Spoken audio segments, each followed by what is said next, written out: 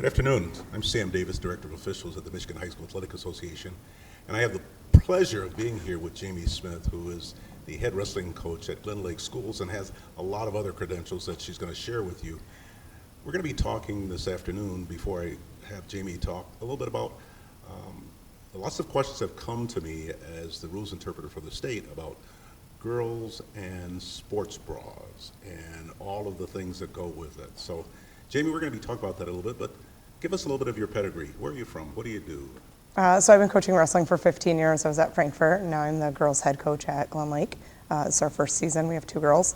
I'm also the National Wrestling Coaches Association female rep for the state of Michigan. So I work closely with the National Federation of High School Rules to talk about this.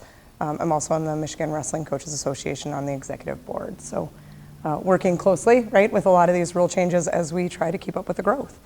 Then you know what you're talking about. You've got the pedigree for it. As a rules interpreter, I get questions about the sports bra, the number of straps, how they should be cut, those kind of things.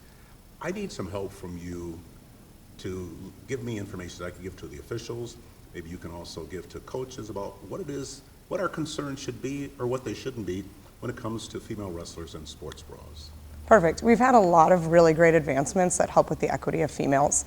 Part of that being the removal of those hair bonnets, right? And also those compression shirts. Those compression shirts are pretty restricting for females as they would twist, bunch, all kinds of things that made wrestling pretty uncomfortable. So we're trying to find that equity piece on how can they be in a female singlet or in a singlet just like their male counterparts and be able to compete. So some big things. In the rule book, it talks about having a sports bra. We're looking for something that just appropriately covers them, right? To make sure that I'm going to talk about it. We talk about the breast, but that's really the nipple, making sure that we don't have a nipple slip out. So compression top can be of any capacity. And really, you can have compression with multiple fabrics, multiple straps, right? So we want to make sure that our girls are covered, but that they're also really comfortable. That's going to depend on what their breast looks like, right? So for some females, a high cut works the best because of the way that their body is made. For some of our females, they need that one with the zipper that comes up, especially if they are bigger chested. That's going to provide the best support for them and to make sure that we don't have anything that's slipping out. And with those usually comes a zipper cover. Zipper is allowed. If it doesn't have a zipper cover, you can just ask them to put a piece of tape over it and then just trust that they've put a piece of tape over it in regards to it. Well, Jaime, one of the questions that's come about is the number of straps or girls wanting to, or females wanting to wear like a bra under their sports bra. Help me with that. Is that an issue? Should we be concerned about the number of straps, or should females be wearing a bra under their sports bra? Absolutely, it should not be an issue for our referees. For our females, they should be able to compete in what's comfortable. For some of our females, that is going to be needing multiple pieces to make sure that they're appropriately covered, right? So that might be that they have 2 different bras, one that's high cut, right? And that's gonna have one set of straps, but with the high cut also comes that it could possibly provide lacking some side coverage. So they may wanna put another one that has some low cut to it, but provides side coverage. So I think the biggest thing that if refs can look at them and see straps up and with a sports bra, that it looks appropriate and that they look like they're covered, that should be good to go regardless of the number of straps. There's nothing in the straps that are gonna cause any issues for their competitors. Okay, so there's no safety issue with the straps, and so that should not be a concern. And if a female wrestler wants additional padding or support, that's not a safety issue, that's not a health issue for anyone, so that should not be a concern at all. Okay, very good. One of the things that also has come about is compression shirts. Now, female contestants are not required to wear compression shirts.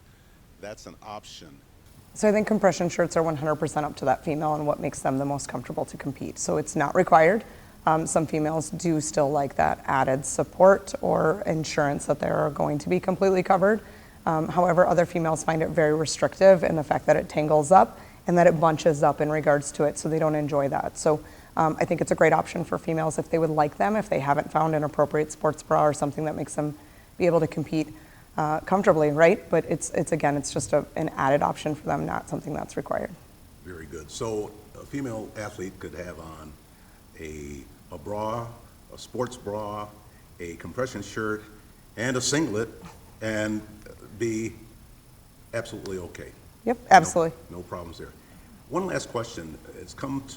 This question has come to me frequently, and it's about females and cleavage and breasts. And even though it's an uncomfortable conversation at points and times, we have male officials who are looking at it and saying, cleavage is exposed, they are not in compliance. Talk to me about that. Women are absolutely in compliance. One of the things that I've explained multiple times is actually if you're seeing cleavage, you probably have a really good compression sports bra on that's not going to allow anything to slip out. That's usually a pretty good sign that everything's pushed in and compact in exactly where you want it to be. I would actually find that if prior to wrestling you kind of see that, you should be like, yep, nothing's going anywhere. But that is not the breast. That is not what the rule is meant for. That rule is meant really to just make sure that we don't have nipple exposure in regards to that, to make sure that they are covered, just like we don't want to see a buttocks exposed, right, with our fight shorts, etc. So it's just there really to make sure that we're talking about the breast.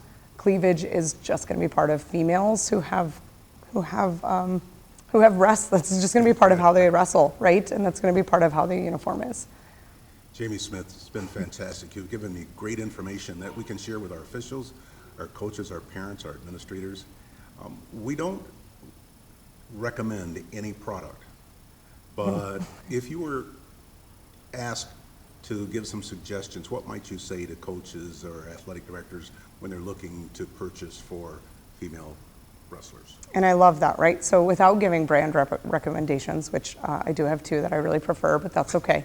But some really good things, right, are to look for a high cut sports bra. There's a couple of brands that have a really nice one. Like I said, you'll have to watch because as it comes high cut, sometimes it has a little bit less compression for the side. So finding something that fits your body the best.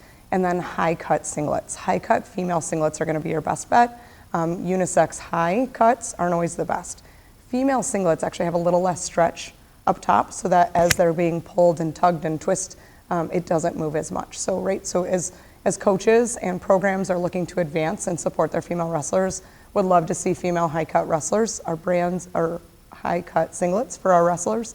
And brands are really kind of upping the challenge. We have some brands that I think are still pushing kind of male unisex, and we have some brands that are doing a really good job that are taking care of our female wrestlers. So looking into that, doing research, getting on online forums to see what would best help with our female wrestlers. But at the same time, we want to make wrestling available to everybody. This is what makes it the greatest sport in the world, is that 100-pounders to 285, male, female, right, have the opportunity to wrestle. So we want to make sure that we're taking away our barriers in regards to a uniform and that we're going to let kids compete as long as they show up in a school uniform ready to compete. Outstanding. Jaime Smith, thank you. Again, this is Sam Davis, Director of Officials for the Michigan High School Athletic Association, joined by Jaime Smith at Glen Lake Community Schools. And Jaime, since she is a coach there at Glen Lake, you can find her information on the MHSAA website if you'd like to contact her to get information directly from her about some brands or something that she would suggest. Jaime, again, thank you for being here. Perfect. Thanks, Sam. I appreciate it.